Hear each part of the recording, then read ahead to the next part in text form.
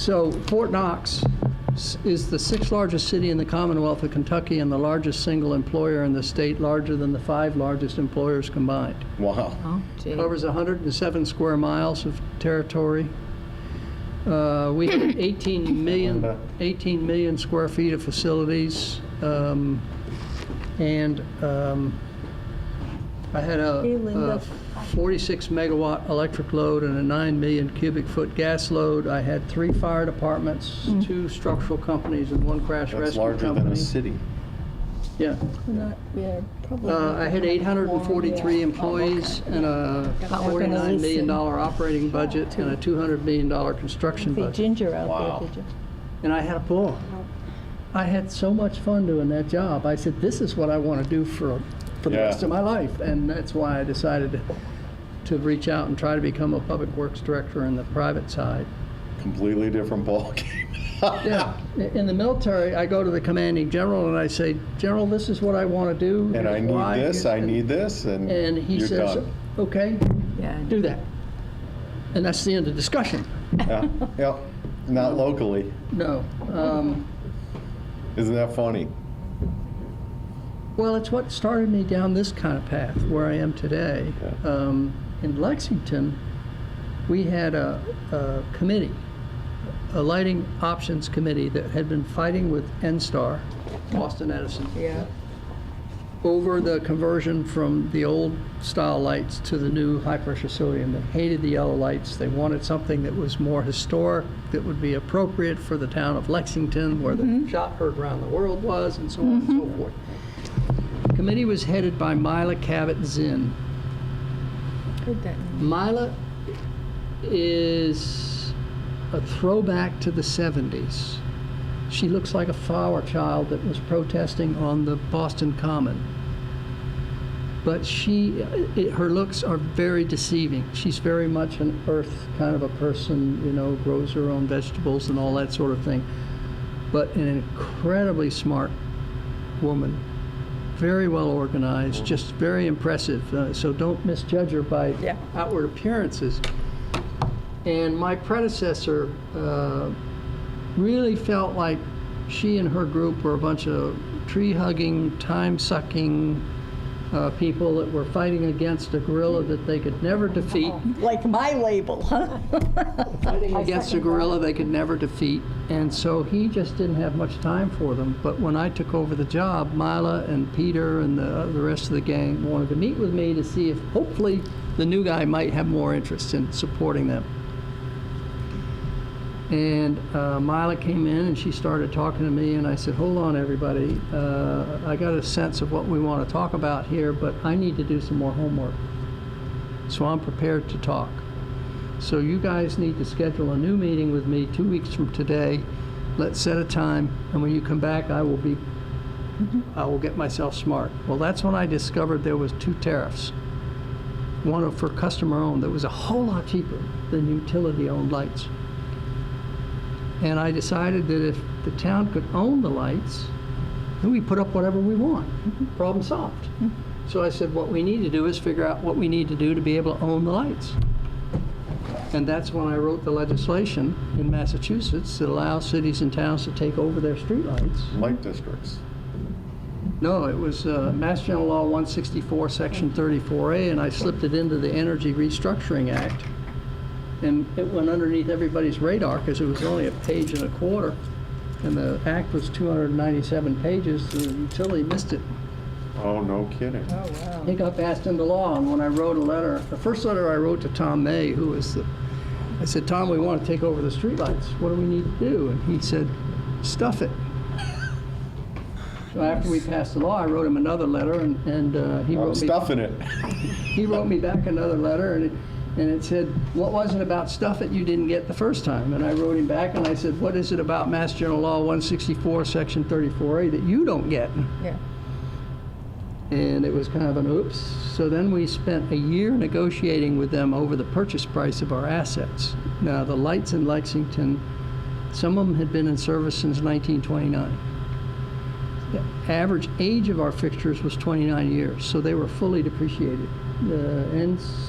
Boston Edison started out at $356,000. When we got done, I bought the system for $1. And that Success was story. in 1999. And since then, I've helped 120 communities in Massachusetts Wow. through this process. We haven't started yet, but anyhow. We're not going to have a quorum until maybe the end. Glad I rushed. So in that case, Shirley, just so you know, Yep.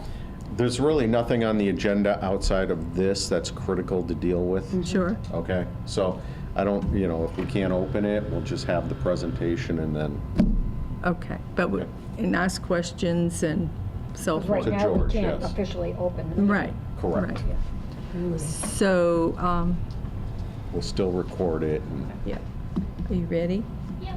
Okay. Good evening. The Building and Facilities Construction Committee meeting does not have a quorum for tonight at this point, but we do have a guest speaker under Green Energy, the LED streetlights discussion, audit and design presentation, and Mr. George Woodbury from Light Smart Energy Consulting LLC is here to do the presentation. Welcome, George. Thank you. I do have Linda Brown and Ginger Howe and myself, and thank you, Bill, for Sure. arranging this. Okay. if I could just give Sure. a little introduction. As you may recall, we were awarded a sum of money from the state, the DOER, for the Green Communities Act, and as part of that, one of the projects we're undertaking is a retrofit of our streetlights. We plan on using that money with the assistance of CMRPC, which is the Regional Planning Commission, as well as Mass Area Planning Commission, to implement this program. The first steps of the program are to do what's called an audit and a design for the system. And that's where George comes in. George is in the process. We've contracted with George to do the audit and design of the retrofit. And George will help us with not only that, but probably some peripheral things that we could benefit from on our solar arrays and whatnot. But his main contract focus would be the LED streetlight audit and design portion. So with that, I'll turn it over to George. Before you start, if you can move that microphone right in front of you, because I know on TV, you'll never be able to hear it. That'd be good. Perfect. Good idea, Linda, thanks. I rarely use a microphone because I generally speak up. No, it's just, this is recorded. and Yes, I understand. We were talking a little bit about my background, particularly in Massachusetts, where I was the Public Works Director in Lexington for 5 years, and during which time I wrote the laws in the state that allow you to take over your streetlights.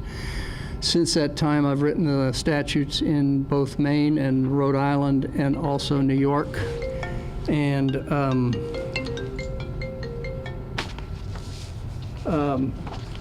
I've done some legislative work in 5 other states around this same issue.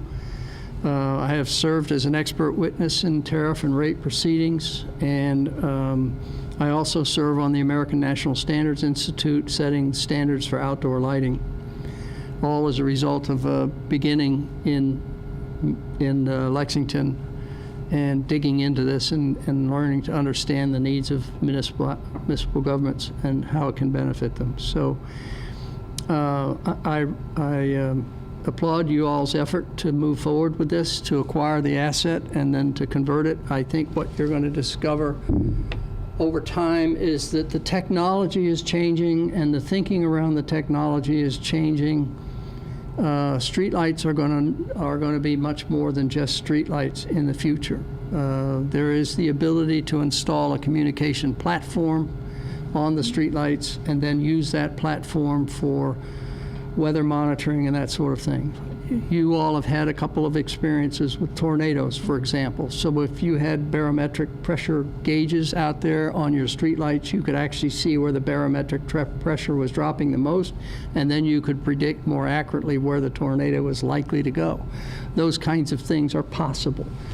Now, as we get into the discussions tonight, I'm not recommending that you invest in any of that technology at this stage of the process, but it's certainly something that should be in the back of your mind, that this piece of roadway lighting is going to become a valuable piece of real estate in the future. And I think it's very important that the person who owns that real estate is the one who needs to use it and benefit from it, and it gives you that level of control as opposed to the utility companies, which have been not the most responsive when it comes to helping cities and towns with their streetlights, and that's kind of universal across the country. What we're going to do tonight is we're going to walk through kind of the process I will go through to get you from where you are today and to where you want to be at the end of the project, which hopefully will be by the end of December at the latest. So, and then we're going to talk about some of the technology considerations. So, the first step in the process of getting from here to there is trying to figure out, well, what do we have right now? What does it look like? What are the purposes it serves? What are the needs? And how do we need to address those needs? And how can we modify things to make it better? The issue with streetlights is when they were installed, it had absolutely nothing to do with lighting design. It was based on, there's a pole there. I think I need a light in this general area. Put the light on that pole. So people that try to say, oh, we need to do this in accordance with the IESNA Illuminating Engineering Society of North America's roadway lighting guidelines, are fooling themselves. It's a come-as-you-are party. Yeah. And so what you're dealing with is what you've got and what you can afford to do to make the system better. So our goal is to take your existing system, make it more energy efficient, and make it as good as we can make it. But it's not to bring you into compliance with RP8. So the first step in that process is to conduct an audit of the lights, and the purpose of the audit is twofold. One, we want to verify that what you're being billed and what's out there is the same. Mm-hmm. And then secondly, we want to collect information that we need in order to aid me in doing your design. So, for example, if we have an intersection, and this is the list of information we're going to collect, not only the attributes of the particular light, but we're also going to be looking at adjacent land use, pedestrian activity levels, whether there's sidewalks or not, crosswalks, roadway widths. You've got a series of lights that are actually in the roadway here. The sidewalks there and the lights are in the curb. Chances are those are more likely to be hit with a snowplow or an automobile. Mm-hmm. So that's a consideration in figuring out what it's going to cost you to operate the system once you own it. So all of these things have to be taken into account. So the auditors will go out and they will look at what's out there and they will compare that to the inventory that is the basis of your billing.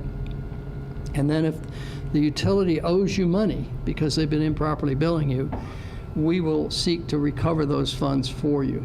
You're going to go back at least a year, but in some instances, I've been able to go back 20 years if I can establish that's when the error first occurred.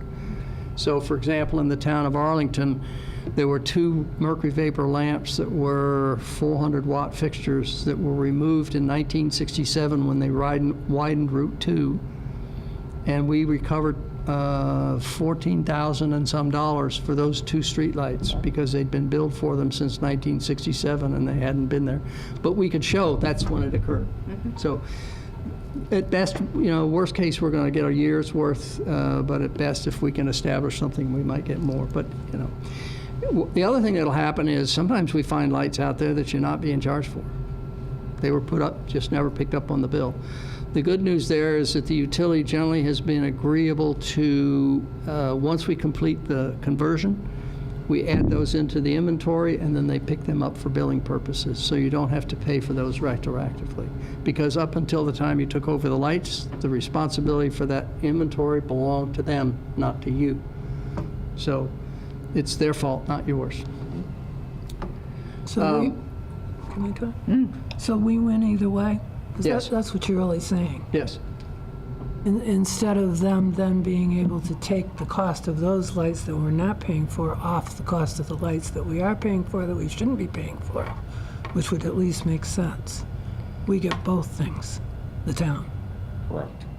Yes, at the end of the day, our goal is to make sure the audit and the inventory are correct, and that information for your billing purposes is also correct. So at least we know at this point in time, it was right. And then any changes that take place going forward, you document and you keep your own records and you notify them annually of changes that you made. So what this is a sample inventory that you get. It shows a poll number. Now, it's interesting, in Massachusetts, each route has a number. So Main Street has a number. And if you look at the first one here, it's Adams Street, and you'll see the column that's labeled N-Grid route number 214. So for Adams Street, the two lights that are on Adams Street, the number always starts with 214. And then the poles are numbered in sequence from one end of the street to the other. So pole 1, pole 2. And in this case, what you see is the lights are on pole 3 and 5. See the first column? That's the sequence number, which is great, because that means if there's a missing pole number, you can pretty much figure out, well, it's between 3 and 5, it must be 4. You can do that. In New York, there is no rhyme or reason to their numbering. So if a number is missing, you cannot figure out what it's supposed to be. It is a nightmare. But fortunately, in Massachusetts, it's very logical. Now, so this is the basis that we start with, and we use for the auditors to go out and say, does this light on pole 3 exist? Is it what they say it is, or is it something different? And then they also collect information about its condition. Is the mast arm bent, rusty, broken, missing components, other problems that we may have to deal with as part of the project. So that's all captured as part of that. And then what I do is I will organize that by street name. So I will show every street and what lights are on that particular street. Now, if you look at this example here, and this actually comes from Newburyport, you'll see on Merrimack Street, Merrimack had 8 50-watt lights, 43 100-watt lights, 6 250-watt lights, and 2 floodlights. If you follow IESNA guidelines, and it's a arterial street, and it has medium pedestrian activity levels, then every light on that road should be a particular wattage. And so one of the things I want to do is look at it from that perspective, because ideally, if you're the DPW guy, you don't want to be like the shoe salesman, where I've got this warehouse with all of these different styles, all these different sizes, all these different colors, and I got to find the right one to go on that spot. We did the entire city of Providence with only 4 different fixtures. It makes stocking and repairs much easier, and I'll talk to you a little bit more about that as part of the selection process. So what we want to do is to look at those oddball lights and determine whether they are appropriate, and if so, for what reason, and then make sure we identify that as an area that needs to be treated differently than the rest of the roadway. But in many cases, what you have, and I find this a lot of times, a residential street, every light on that street is a 50-watt but one, and it's a 250-watt. And you look and you say, well, why is this here?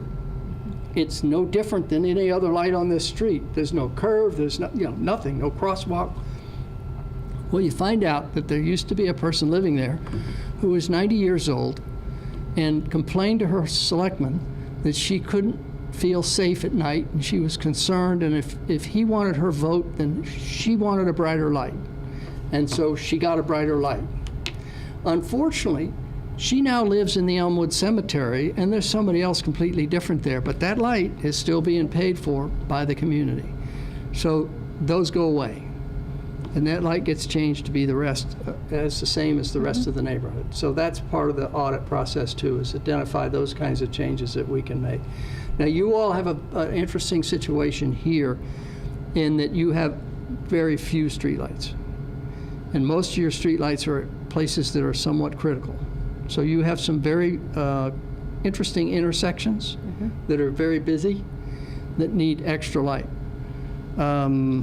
You've got, for example, and I'll pass one of these out to each of you, you've got on Rayner Street, for example, there's a roundabout there. What street? No, Rayner Street. Rayner. Don't have the Rayner we Street, don't have, and and we don't have a roundabout. Maybe I'm looking at the wrong. Let's get yours. Okay, here we go. Davis Street, okay, That sounds better. yes. pole number 7 is right where the entrance to the intermediate and high school are. Okay? So you're going to have buses going in and out of there. You probably have some kids who walk, go in and out of there. That's an area where you're going to have a lot of interaction. And so it's a good place to have a little extra light. So that's the kind of thing I identify.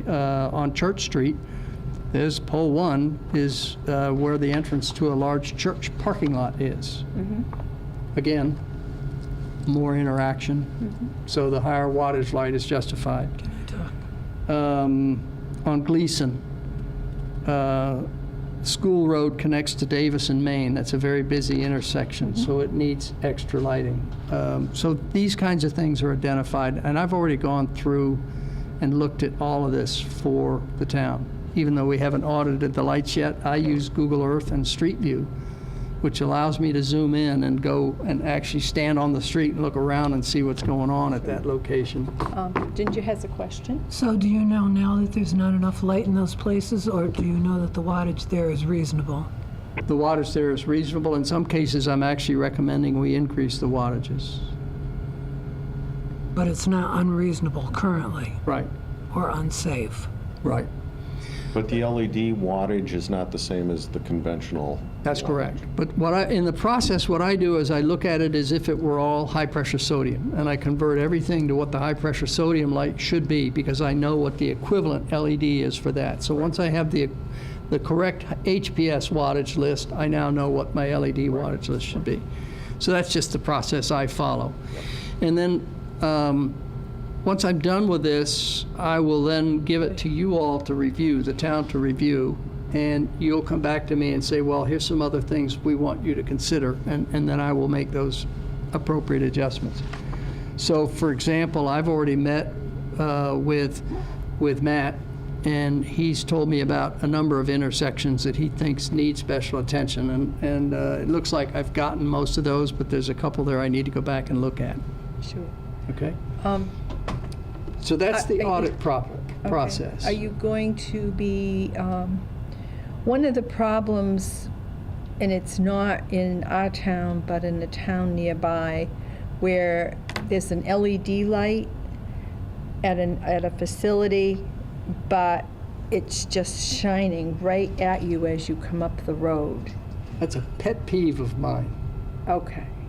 So is there a deflector or a, Well, let's understand, though, the situation. The ones I'm talking about are typically floodlights that people have, and they're using them to illuminate something. And I, quite frankly, if I were king, I would pass a rule that says that floodlight cannot trespass on the roadway because it blinds drivers. it does, yeah. Now, the other case you have is the 20-degree angle of incidence between a driver and a streetlight is the worst point for glare and impacting you, creating what's called glare disability. So sometimes you can have a situation where you're going up a hill, and because the light is at the top of the hill, you get that 20% angle the whole way up the hill, and it just is in your eyes. Yeah.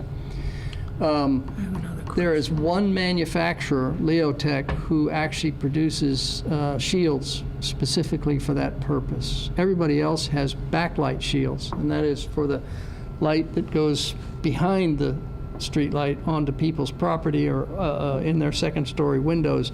Those are just snap-in, and they help obstruct that light to keep it out of people's windows. So that's something that's available to you. Leotech also, though, has the ones that will shield it on the side or also on the front. So that's part of the selection process. If that's a problem for you, then that will drive you towards the Leotech as the preferred light that you want to buy, okay? But we're going to talk more about all of that in a little Ginger bit. does have one more question. You were saying that you were speaking to Matt, and was it Matt that you Yes, said? Matt Wojak. He was saying that there were intersections that needed attention that didn't have a light or needed something. No. He said there are intersections that are very busy intersections that I need to pay attention to. Okay. He made So a I guess my recommendation. question is, are we looking at adding more light, adding more poles by any chance? Not at this stage, but Because if the we're town... actually trying to save energy and money here. Right. I don't add lights unless the town says we want more light in this area, and then we would go look to see what you would need to do that. No, this is about what you have now and making it better. Okay. Okay. It is about saving money. And energy. Yes. Yeah, okay.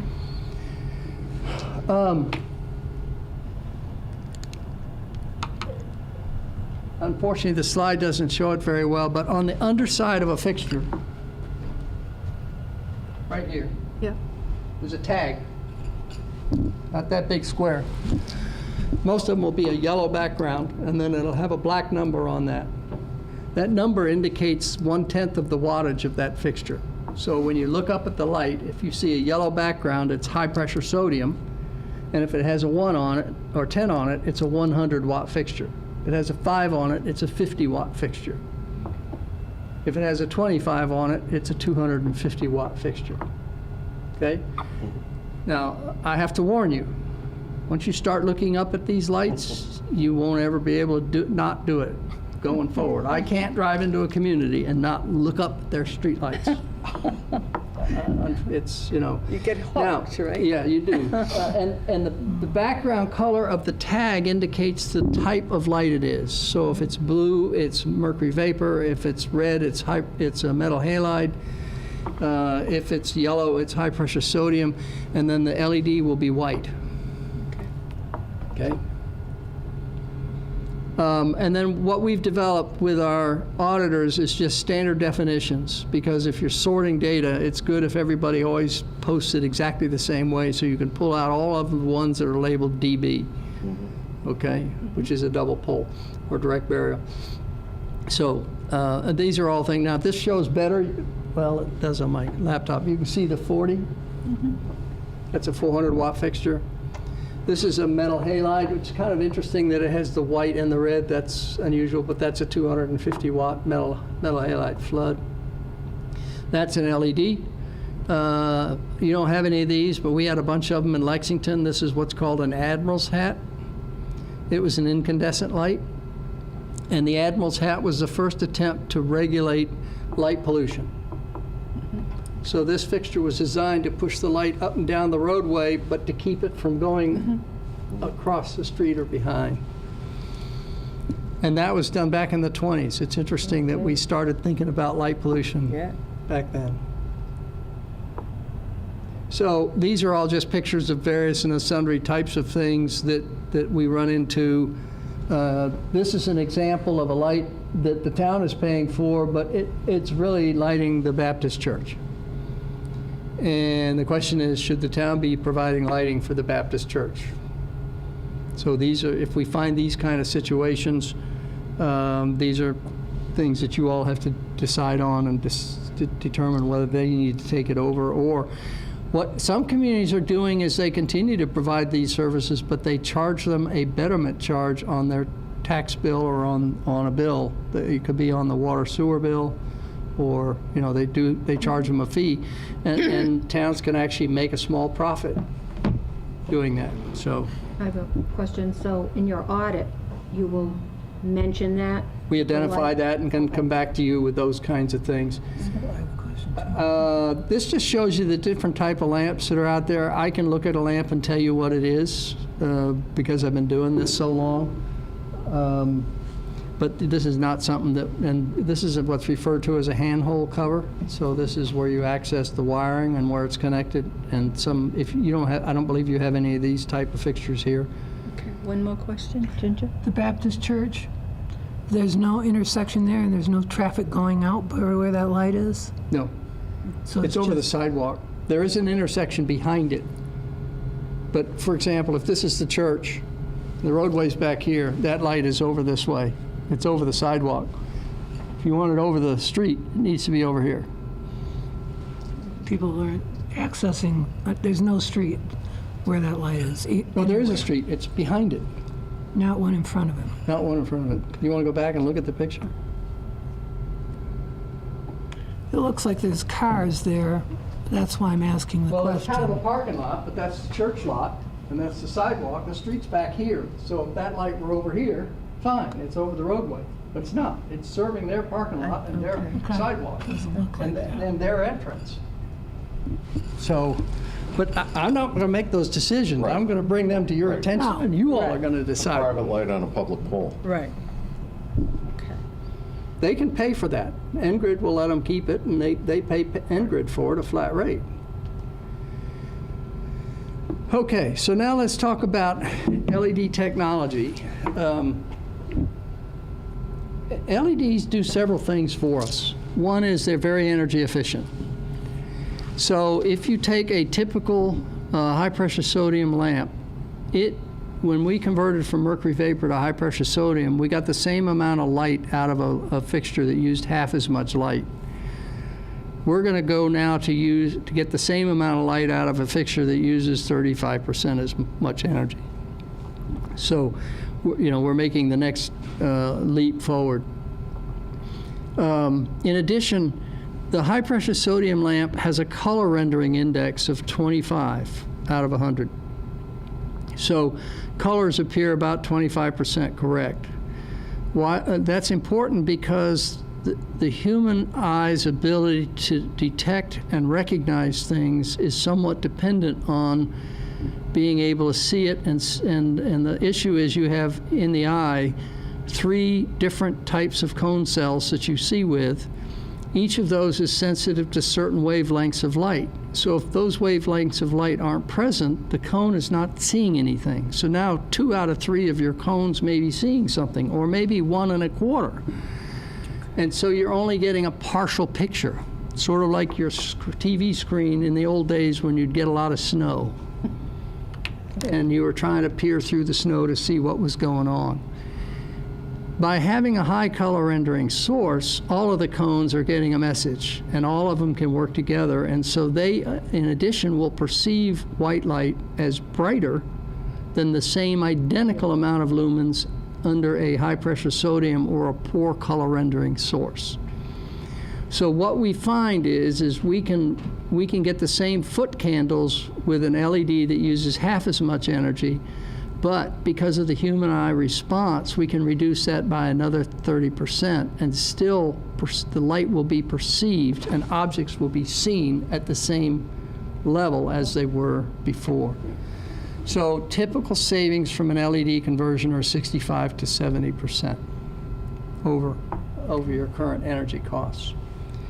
In addition to that, your ability to, and this is more for us elderly folks, your ability to see things and identify what they are is greatly improved. Now, at the same time, if you make that LED light too bright, because it has a higher blue content, blue light scatters internal to the eye. So as you get older, you get more and more floaters and things inside your eye. That scatters that light. So then you get glare disability. It actually interferes with your ability to see because it's.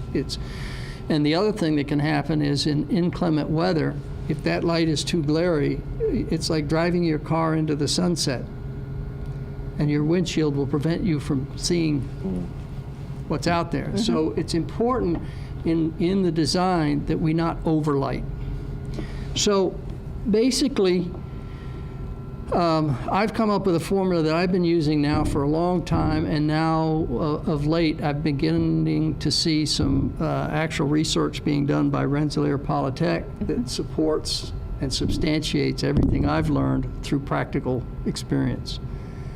Of how you should do this. And so it really pleased me to actually now have some scientific evidence that says, yes, what I've been telling people was right all along. So, but the good news is also, at least from my perspective, the single most common complaint with LED conversions is the glare issue. They're too bright. They hurt my eyes. Yep.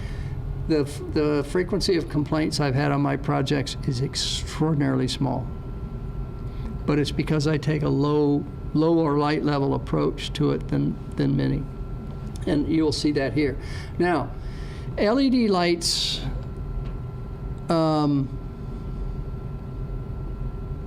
let's talk a little bit about some other things. About a year ago, 2 years ago, the AMA came out with an article and said LED lights are making people sick. They're bad for your health. And that we recommend that you use only 3,000 Kelvin. Now, what does that mean, 3,000 Kelvin? The color appearance of a light is measured in its color temperature, which is in degrees Kelvin. So the higher the color temperature, the more the blue the light is. So a BMW coming at you has a 6,000 Kelvin headlight. An old-fashioned incandescent headlight is 2,500. A candle is 26 or 2,700. A high-pressure sodium lamp is 2,300 Kelvin. The early LEDs that came out were 5,700. So they were up there, up towards where the BMW headlights are, which is a rather obnoxious kind of a light. And so in order to compensate for that, you really had to bring the light levels down, make them lower. The issue is that in order to make that color temperature come down, the way an LED chip works is it's an ultraviolet or long wavelength blue light source, and then they in the chip they embed phosphors, and the phosphors are what glow, and the phosphors react to the UV light the same as a fluorescent light fixture. That's exactly how a fluorescent light fixture works. And so the more phosphors you put in there of differing mixes of colors, you can then alter the color output of that light. The problem was, as you added more phosphors to get down to the warmer color temperatures, you trap more heat and you reduce the efficiency of the LED. So you could look, for example, there's one particular manufacturer that at 4,000 Kelvin, he was at 100 lumens per watt.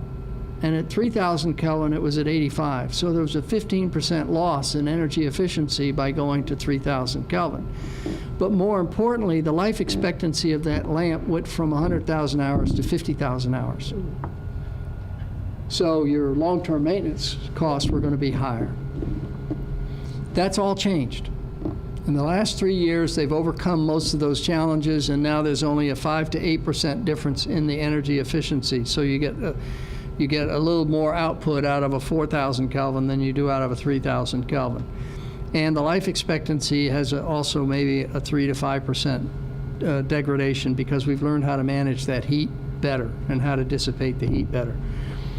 Now, that said, there are also some studies that were done in England around people's reaction times under different color temperatures of light.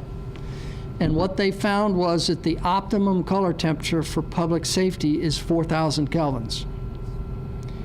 That gives you the quickest reaction time, the quickest ability to identify what an object is and to react to that object.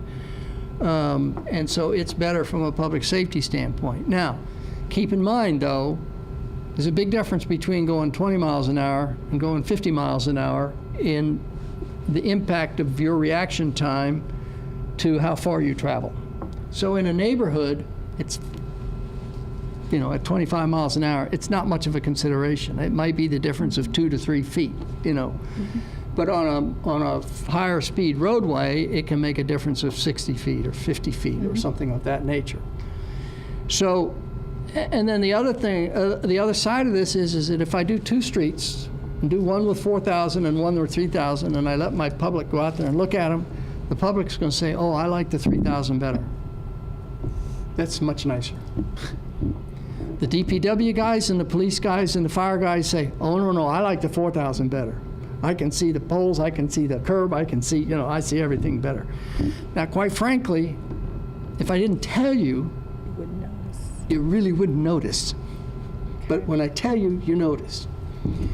Now, what you have to think about in terms of deciding whether you want to go with a 3K light or a 4K light is understand your public. Each community has its own personality. You have to understand your community's personality If you're in Lexington, where you've got a lot of PhDs and people that work at MIT and Harvard and whatnot, you know they've read the AMA article, and they're all going to be in your face about it. Okay? In the city of Providence, it's all about public safety, it's about the police, it's about the fire department, it's about snow plowing operations. They're going to go with the higher color temperature because they just perceive it's going to give them what they want. So each community has its own personality and its own needs. Now, I'm doing Medfield, for example. Medfield has said, we're going to do all our neighborhoods with 3,000 Kelvin. We're going to do all our primary roads with 4,000. That's an option. There's no price Now, difference. Is there currently a life difference between the 3,000? Very small. Very small, okay. No, you'll be long retired before you have to worry about it. You're talking about 18 to 20-year life expectancy, you know, so. Saying that 4,000 Kelvin is safer, so why would you go with 3,000? It doesn't make any sense. Is there a big difference in cost between 3,000? There's no cost difference. No, Then why wouldn't you go with 4,000 when you know it's safer? nuisance, I would think. People perceive the It's- softer light. People get over that. If they're going to be safer, particularly, why wouldn't you want to make sure they're safer? These are decisions you all need to make. Right. Now, quite frankly, given the fact that most people cannot tell the difference, Right. and what you're talking about is very low speeds, a 1 or 2 foot recognition distance, and it's going to be substantially better than what you have now, regardless of which way you go. Right. So now, the other thing is, the other factor is glare that we've talked about, and they have what's called a bug rating. Bug stands for backlight, uplight, and glare. So they have a rating. It's based on the amount of light that is distributed over different, in this global thing. If it's above the 90 degree, then it's uplight, and they measure how much goes up that way, and that affects the dark sky folks, and they don't like the light going up Right. into the night sky. If it's down in that 20-degree angle, that's the glare angle, so they're going to measure how much of the light is put out into that angle. And so the bug rating is a way for you to evaluate the light in terms of how it performs as it distributes the light. The only drawback to the bug rating is it's based on percentages and a range of percentages. So if I told you that if it fell between 0 and 10, we're going to give it a rating of 0. If it's between 10 and 20, we're going to give it a rating of 1. If it's between, so forth. Well, I can have one manufacturer that has a rating of 1 and another manufacturer that has 9, but they'll both be given a bug rating of 0 because it falls in that 0 to 10 range. And so one of the things I've heard from other, quote, experts who really don't know what they're talking about is that, the bug ratings of these two lights are the same. You really have to get into the details to know whether that's in fact the case. There's only one manufacturer of LED streetlights that has addressed the issue of both life expectancy, efficacy, and glare by using what's called an indirect design. So what they've done is they didn't go with more phosphors in the chips. They went with multicolored chips. They put them horizontal in the fixture, and they shine them out into a optic system that collects the colors, blends them all together, and then distributes them out onto the roadway. So it produces the white light. And it'll have a color rendering index of 80. So it's better than most other manufacturers. And it gets you down into the lower part of that glare rating. Okay. And that's the Cree RSW. Now, each of those fixtures is about $9 more expensive than the next lowest price fixture. So if you've got 400 lights, it's going to cost you an extra $4,000 if you decide you want to go with a light that's like that. Now, the Cree comes in both 3,000 and 4,000 Kelvin, so it's the same identical fixture, and you can get it in any Kelvin range you want, and you can get it in the CRI of 80. Now, this same, quote, expert has told another community that they shouldn't use it because it has a polycarbonate housing. instead of aluminum, and aluminum is better.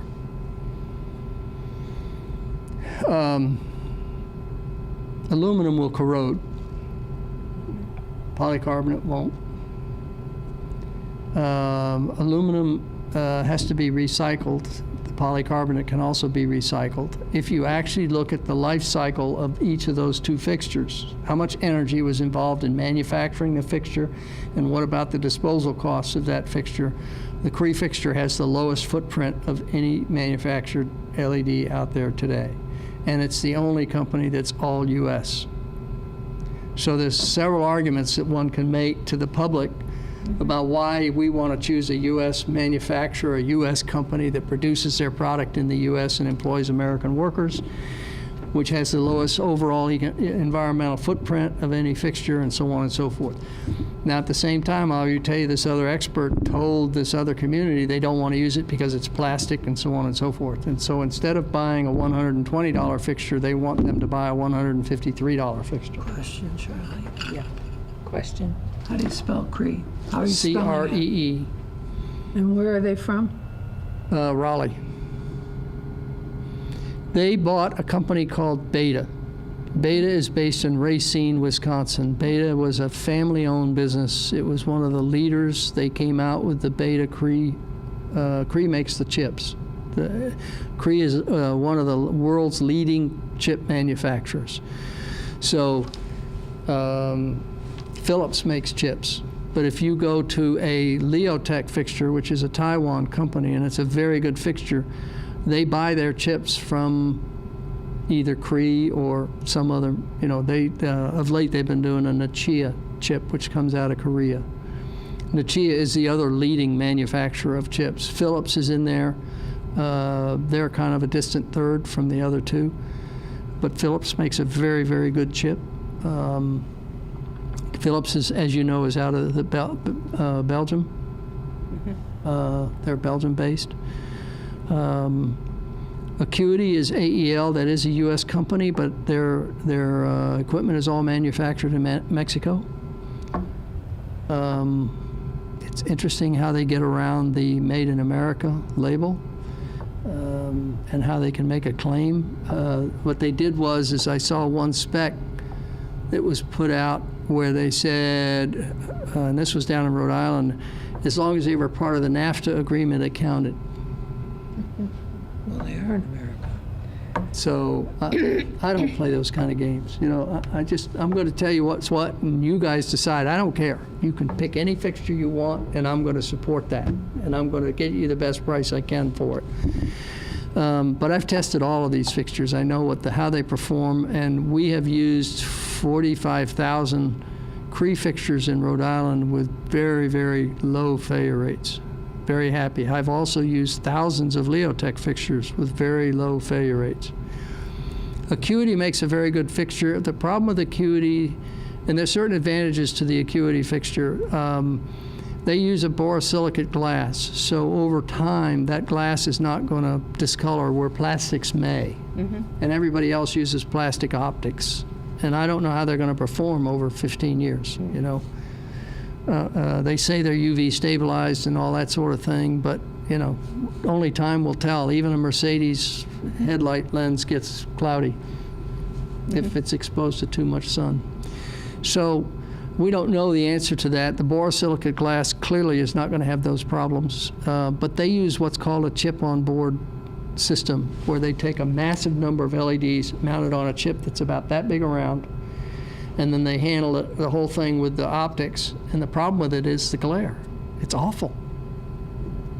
It's a very glary light, and I don't want to deal with those complaints. Another question. So, One more. Is there somewhere fairly nearby where we can see these different kinds Yes. of lights? yes. So if we want to drive somewhere at night and get a, You can. The closest place for you to see the RSW fixture is in Charlestown, Rhode Island. Newburyport also used the RSW throughout. Now, both Charlestown and Newburyport are 3,000 Kelvin, so they use the warmer Kelvin temperature. which one of these companies did they use? Do you Cree. know? Cree. Yes. How about who used Acuity? Do you know? I haven't put up any Acuity of late. And you don't know Philips. I haven't used Philips. They've never been price competitive. In the Korean company, what's the Korean company again? Is that Acuity? No. Oh, Nokia makes the chip. They only make the little tiny chip that people use. And Thank you. The Nokia is stuck with the 1 millimeter chip, whereas others have gone to 5 millimeters. So Nokia has a smaller but a very powerful chip. And it's funny how they and Cree will trade places in terms of the efficacy of their lights. They're constantly one up in one another. When I first started this business, we had some LEDs that were only 19 lumens per watt. Today, in order to even qualify under the Design Lights Consortium criteria, you have to be at least 90 lumens per watt. Versus 19. Versus 19. Okay. And the fixtures I'm talking to you about are all above 110 or 112. And one of the things I recommend to you is that when you buy an LED, you get the different color temperatures you can pick. You can also determine the distribution pattern, whether it's long and narrow or whether it's more rounded. Mm-hmm. And at intersections, you generally want the more rounded kind of a distribution pattern. Overall, the Type 3, which is the more elliptical round distribution pattern, is the best overall pattern for universal application.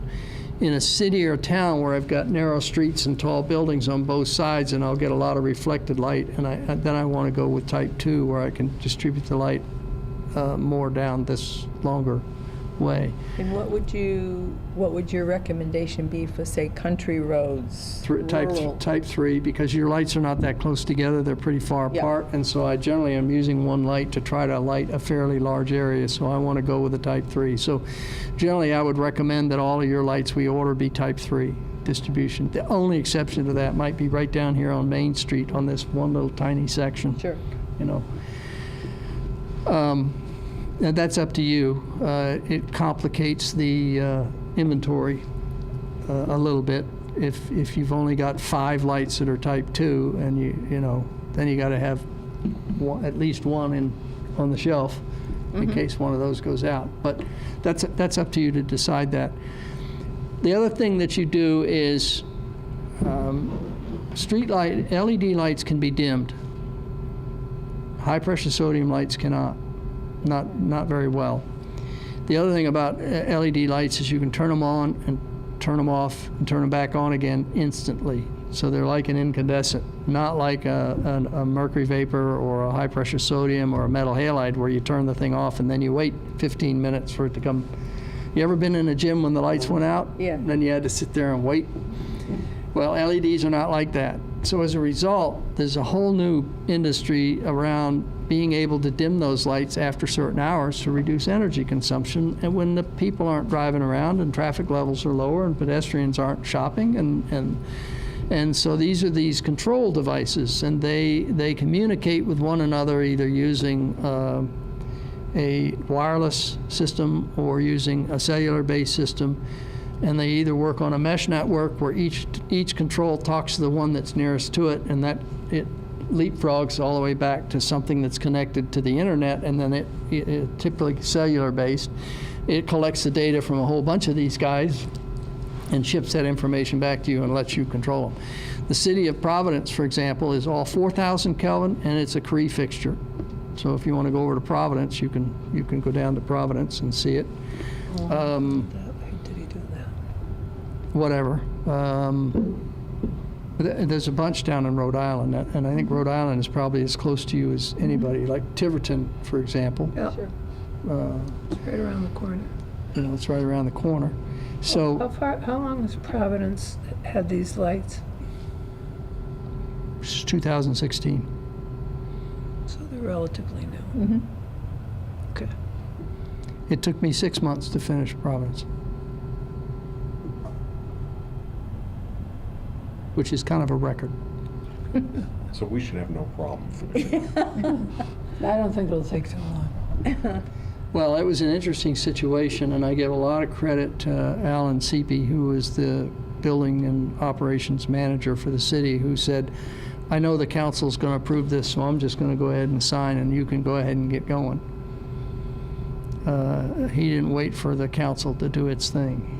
He had some money targets he needed to meet. He needed us to help him. They had a $5 million budget shortfall, and I was able to generate $7.5 million for him. And that was just through some creative financing. And I if- remember hearing about their shortfall. yeah. We were heroes. Okay, so the LEDs now, people are building these control networks, and so that you can communicate with the light and you can dim the light or you can make it brighter. So if you had a fire, for example, on a particular street and you wanted to brighten up the lights on that street to help visibility, you could do that. Or in Randolph, they were doing a police raid, a drug raid, one night, and they told us they wanted all the lights to go off in that neighborhood at 2 o'clock in the morning. So we arranged to shut the lights off at 2 o'clock in the morning because they wanted their night vision stuff to work and the bad guys not to be able to see anything. So, you know, you can do that with these controls. The problem that you all have is your lights are so scattered, Yeah. they're not going to be able to talk to one another. So that system won't work. So you're going to have to go to a much more expensive cellular-based system, or you'd have to put up a communication tower, which then has the ability to communicate out 15 miles. And that's what's called a star and hub system, where it talks individually to each control as opposed to a leapfrog mesh kind of a network. But the fact of the matter is, at this stage, everybody talks about smart cities or the Internet of Things, but nobody has actually, everybody, well, I did this, I got 3 of those, or I got 1 of those, or, you know, you cannot find a city that has invested in this and now has a whole network of things that they're doing. You have examples of pilots, and that's it. And we've got all of these people are jumping into this arena. Nokia just jumped into it. Verizon has just jumped into it. And we don't know. There's all these horses in the starting gate. Which one's going to finish the race? And you have systems, a lot of the systems run on 2.4 gigahertz. I don't know if you recognize 2.4 gigahertz, but your cordless phone works on 2.4 gigahertz or 5.8. Your garage door opener works on 2.4. All these kinds of devices run on that same frequency. Well, the issue about that is that in order to transmit information, it's all about what's referred to as signal-to-noise ratio. So when you've got all this noise out there, it's very difficult to pull out of there that little bit of message that you're looking for. And as it gets more and more crowded with more and more stuff, the ability to do that gets less and less. So what you have is many of these companies have gone to the 900 megahertz, which is also a public band. It's a much longer wavelength. You know, it's a lower speed, which means you can transmit less data, but it has much greater range and it has more penetrating capability. So it'll actually go through a building, whereas 2.4 gigahertz won't. In fact, a wet oak leaf will interfere with the 2.4 gigahertz signal, but it won't affect the 900 megahertz. And then you have some companies that are actually licensing their frequency with the FCC, which means they can, instead of operating under 1 watt, they can run up to 3 watts. So Census, for example, you can put up 1 tower and it'll talk to the whole community, every light, and it's a point-to-point, so it talks individually to each of those devices. So what do? How do you pick, you know, what you want to do in the community? Given everything I see about Douglas, my recommendation is you take a wait-and-see attitude, but you make sure the light you put up is control-ready. Mm-hmm. So it has the 0 to 10 volt dimming driver, doesn't cost any extra. You put the 7-pin photocell receptacle on it so that you have the 2 extra pins to support any other device you want to put up there. And you make sure it's internally adjustable so that you have the up and downside capability of that light that you can do manually in the interim. So if you get a complaint, you can go out and adjust the complaint, and then later when you go put the control in, you put the light back up to its full power, and then you use the control to dim it back down to your operating power. That's what I recommend. Yeah, we're really not ready for the big time yet. Yeah, and your town administrator would agree. Although we did put controls in Tiverton, And I put up 45,000 controls. I'm currently managing those controls for those communities. It's, It's a little different situation than Douglas, I think, for a Yes. lot of reasons. yeah. Well, Tiverton is going to be hosting that gambling casino. Yes. And their traffic situation, their pedestrian situation is going to fluctuate if there's a big show that everybody's coming to, or events and weekends and that sort of thing. They really needed the ability to adapt on a regular routine basis to be able to meet those kind of expectations and needs. In Providence, we've got a park where they do venues from, the Right. concerts and that sort of thing. Yeah. And so in that area, every time they have a concert, we adjust the lighting levels during the concert and after the concert when people are headed home. But right now, Providence's lights, we run them at most of the time at 50% power. We dim them another 50% after 11 o'clock at night. So, and Ngrid has approved a tariff there that gives them the savings associated with that. We don't have a tariff like that yet in Massachusetts, but you will probably in the next couple of years. By that time, you'll have a chance to know better where this market is going and what's going on and whether it makes sense and how much it might save you. And what you may also find is that, let me show you something I've gotten SimCon to work on. I call this a hockey puck. And this is set up for the 7-pin. So in here you can't see, but there are 3 slots. It's a bit like your dryer plug, clothes dryer plug, or they're round like this. Plugs in and it locks. And then you have the other 4 pins out here. These are gold for the other contacts. The 2 of those are used for controlling the street light and talking to the light and making it dim and bright, and then 2 are for other purposes. What they've come up with is this goes between the photo control and the street light. And it just kind of passes everything through. But over here on this side, you've got a data port and a power port. So if I want a camera on that pole, I go out there, I take off the photo control, I put that in, turn it, lock it down, hook up my camera, plug it into the data port, I'm in business. Now, what I want them to do, and this is what we're pushing them towards, is to have 2 styles of this, one that each one has its own cellular phone in it, so it'll support a camera.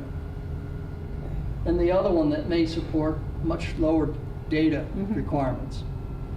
And the other thing that's built into here is a meter. So the control device will meter the electricity the light uses. This will meter the electricity that any ancillary device will plug into it.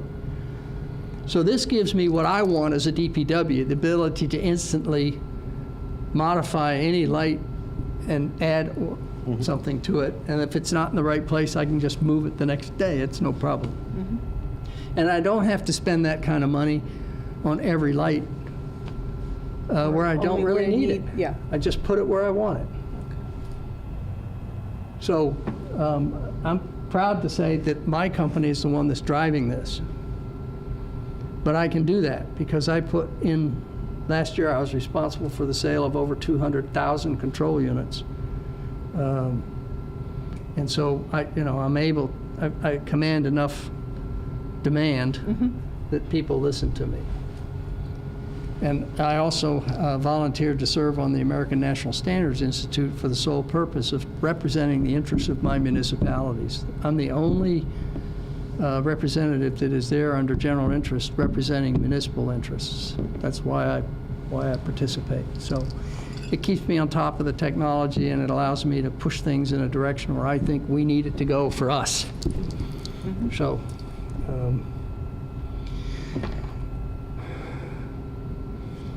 so we talked about the fact that there's personalities and all that, and then what are your goals? What do you want? And then once you've identified those, then I put together the specifications, and then the MAPC will go out and secure quotes for those manufacturers that can meet those specifications. So that's how the process works.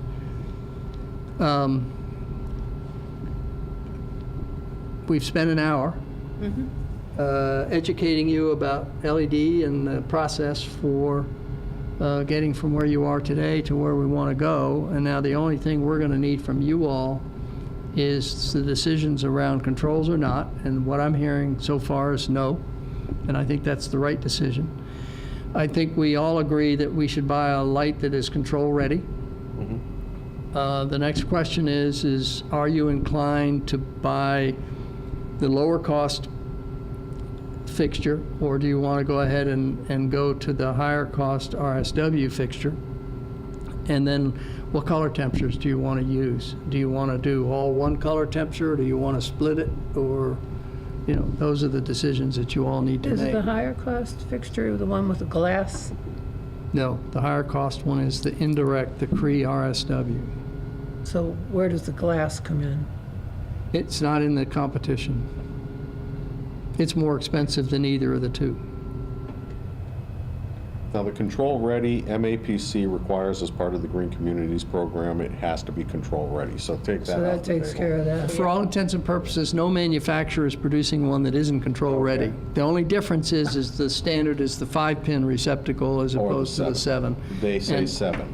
And I want, 7 is what you Yes. ought to do. So Yeah. that's all I typically Gives you more install. flexibility. Right. Yes. And that's coming anyhow. Now, there is one other thing that we haven't even talked about that the MAPC hasn't considered, and that is the difference between a 0 to 10 volt dimming driver and a Dolly-based driver.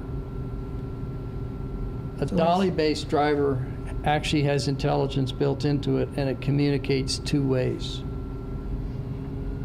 So it is telling you who it is, where it is.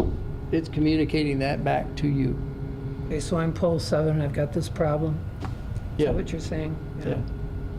Now, the DOT in Rhode Island, a good percentage of the controls that we've installed for them have tilt sensors. So if a pole gets hit or gets knocked down for any reason or is bent, it sends a message to us saying, hey, I'm tilted. I fell and I can't get up.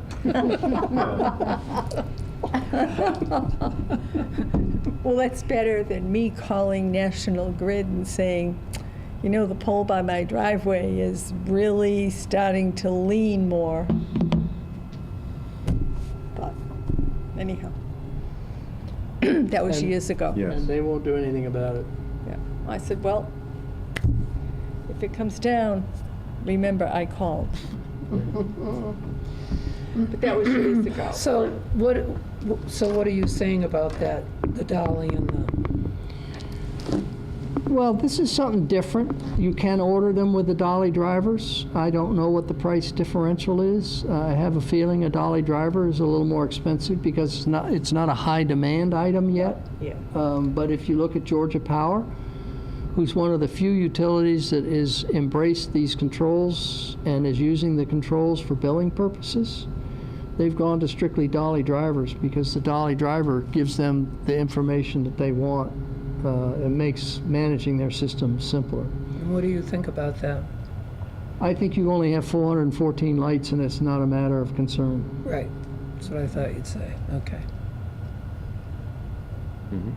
It's kind of interesting though, isn't it? Yeah. But this is why I'm saying we don't know where this is going. early The other days. thing that I've recommended, and this may be changing, but I've recommended that you stick with manufacturers who have been in this business for a while. So, for example, if you look at Silver Spring Networks, Silver Spring has 21 million electric meters out there that they use this same technology for, and they've been using the technology for years. So they pretty much know how to put together a system that works, because the utilities otherwise wouldn't buy it. Census, who uses is one of the leading manufacturers of electric and water meters, also produces one of these, and theirs is a point-to-point system. They use a licensed frequency, and they've formed a cooperative agreement with a company called ThingWorks, and so they're working on trying to figure out, with all of these different types of sensors that are out there, how can we put all of those through a interpreter that says, okay, you're talking Spanish, you're talking German, you're talking French, I'm going to put it all back into English and put it onto your computer so you can work with it. So they're putting together that technology. You've got another company down in Arlington that's what they specialize in for the military. They looked at how this guy's a former Air Force pilot, and he's used to flying F-16s where he's got a heads-up display that tells him everything that's going on, how much fuel he has, how much ammunition he has, what the situation with his missiles are, and all that is right there in front of him. And he watches a guy driving a tank, and he says he's got 7 different systems, and he's got to go to each one to find out what's going on. He doesn't have a heads-up display. Well, that's because there's different manufacturers. One were the low bidder, and they don't talk to each other. So he developed a common interface so they could all talk to each other. Well, now he's integrated that into a streetlight control system, and he's doing Arlington, Virginia, but he's new in the business. Is he still going to be here 5 years from now? Who knows? You know, I've met with him. I've looked at his system. Census, who I mentioned, they happen to have their headquarters right there in Raleigh. So I've been over, and Charlie Nobles serves with me on the ANSI committee. So I talk to him, and the folks from Silver Springs, and the folks from Echelon, and the folks from, now I said there may be an exception to all of this. Verizon has jumped into this space. That could make a difference. What's the beauty of Verizon? Shoot, they already have the communication platform, and cell phone platforms can handle video already. So, I mean, they're ready to go. Right. 5G coming out. Yeah, they're ready to go. Yep. The question is can you afford it? And so the city of Beverly really is interested in looking at it. So I promised them I'm going to dig into Verizon because they haven't got any market space yet. They're just new. They bought Sun City, and then they've partnered with Philips. And they bought another company, and now they're trying to get into that space because they want to sell bandwidth. And they will. And they will. And Verizon's a big enough company. I'm not worried about them going out of business or going away. No. I have Verizon, and I love them. The service I get from them is phenomenal. So I'm digging into Verizon. But I think the beauty of Verizon is that instead of the hockey puck, each of their controls actually has its own independent. So you could just buy a control and just put the control where you want it. So Download it. yeah, Right. and that's what Beverly's thinking. Yeah, We don't which have to makes worry sense. about a network. We don't have to, just And again, they're not like Douglas, but nevertheless, it's interesting. yeah. But my job is to stay on top of this stuff so I can keep you all informed, and then you all can make your own decisions as to what you want. And my job is to support that decision. So. Very interesting. And you've given us a lot of information to review. Well, I hope so. I mean, that's the whole Yeah. point of this evening was to educate you about it Yeah. and help you understand these are the decision processes I will go through with you to finalize this and make it happen. Great. And at the end of the day, you're also prepared when a citizen comes to you and says, "Woo," to answer that citizen and say, look, this is what we did. This is how we went about it. These are the decisions we made. We did consider what the AMA said. We did consider what the Rensselaer Polytech, what Pacific Northwest and all these laboratories have reported, and we came to this conclusion. RPI instead of MIT. Pardon? RPI instead of MIT. Yep.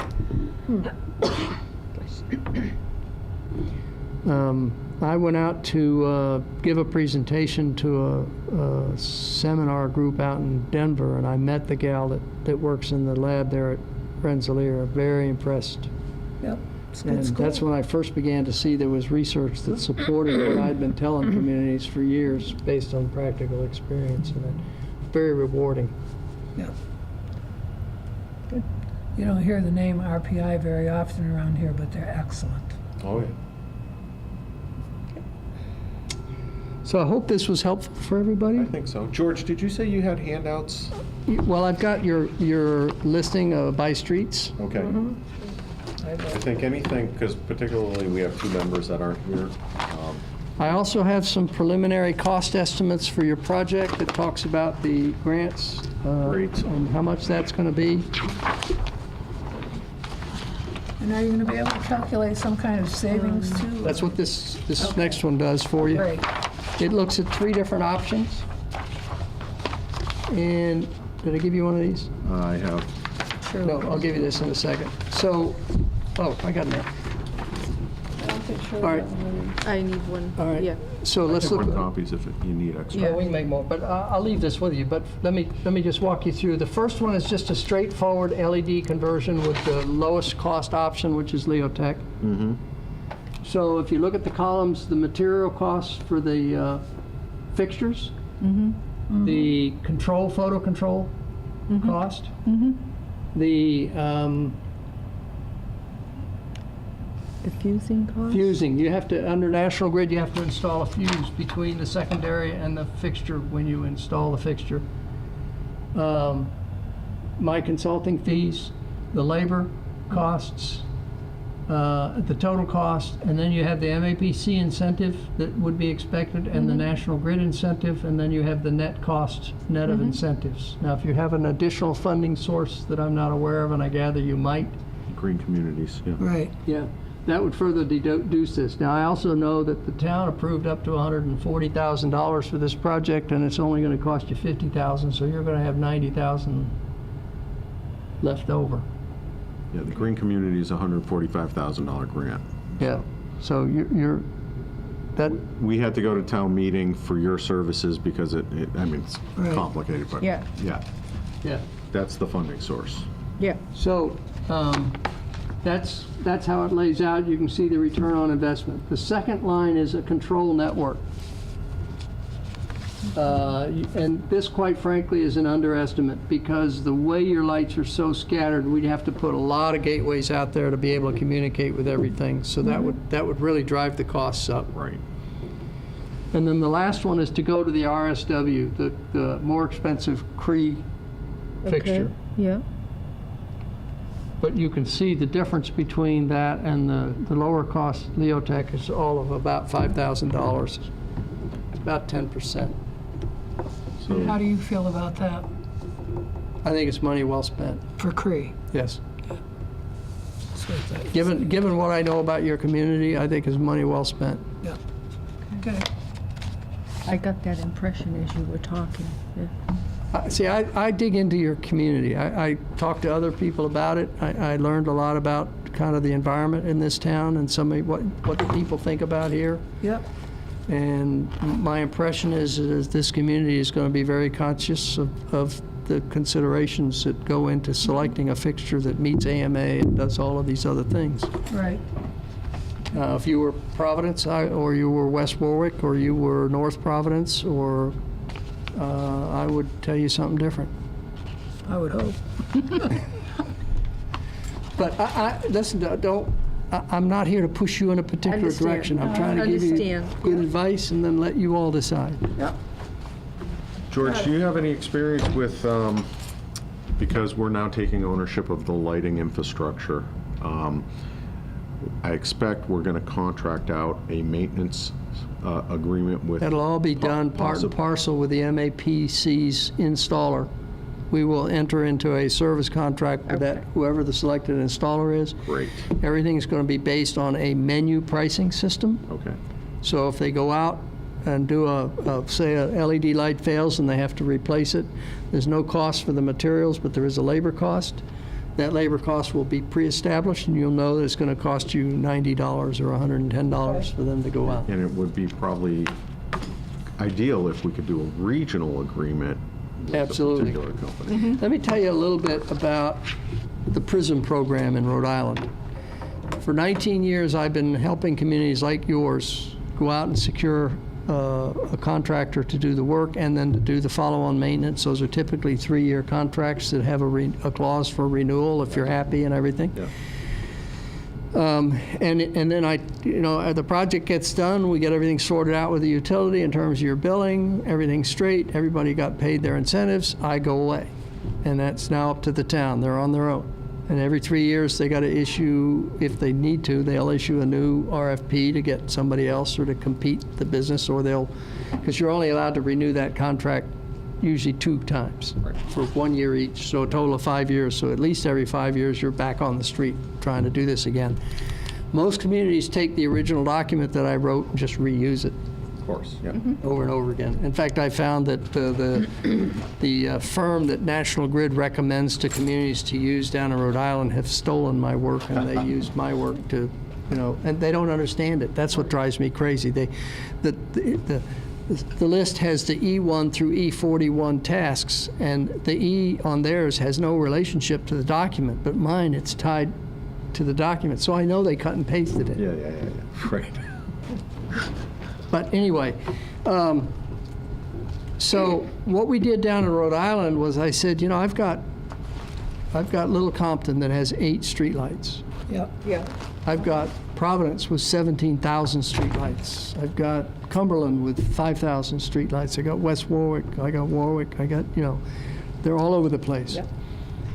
And the issue, and it's small, it's nice and compact. So why don't we centrally manage this? Why don't we set up a nonprofit organization that hires a contractor, that sets up the call center, that receives all the outage calls, dispatches the contractor to do the work. We collect a flat fee from each community every month. We put it into an escrow account in their name, and every time we service a light, it gets billed out of their escrow account. At the end of the year, any money that's left in that account gets turned back to them or used for whatever else they want to use it for. And we give each of them a representation on the board of directors, and we have a membership, so it's like the MMA, you know. And that's what PRISM is. It's a centrally managed program. Now, what we do is we add a fee. So if there's a $100 charge, the fee, we actually charge the customer $112. The $12 goes into an operating budget. That budget is used then to pay for the call center, for the staff that we've employed, the office space and everything. And so it's all pooled. The main, you know, besides the fact that communities don't have to worry about it at all. If they have an issue, they just call us up and we solve the problem for them. We manage the controls. So if they want that park lit, they just call us up and tell us, and it's all taken care of. They don't have to worry about anything. And they have oversight of our budget. So if they think we're charging them too much or we're not managing it correctly, they have the ability to change it. And I think it's a marvelous program because we also represent them in front of the Public Service Commission. So we pay lawyers to file, and we're currently involved in 2 dockets. We're the ones that were successful in getting NGRID to agree to the 6-hour dimming schedule as opposed to what they had before. We also forced them to reduce the cost of their pilot from $6 million to $600,000, so we saved the communities. They were going to assess a $4 charge for every light you had in order to pay for their pilot, and we got that down to 60 cents. So, you know, we also represent their interests in front of the legislature. So if the legislature is doing something, we're going to try to influence the legislature, and we work through the league in concert with the league. So we're a you know, policy spokesperson for our communities, and I like it. And you know, I serve as the expert on the team. So, you know, towns have somebody that, because towns can't afford to send somebody to Light Fair every year or off to the IES conferences or to go, you know, serve on the ANSI board or do that stuff. So we're doing all of that, sharing it. Excellent. All right, any more questions? No? Very interesting, thank you for all your information, and we'll be hearing from you. I'm pleased to be working with you guys. Thanks, Bill. Sure.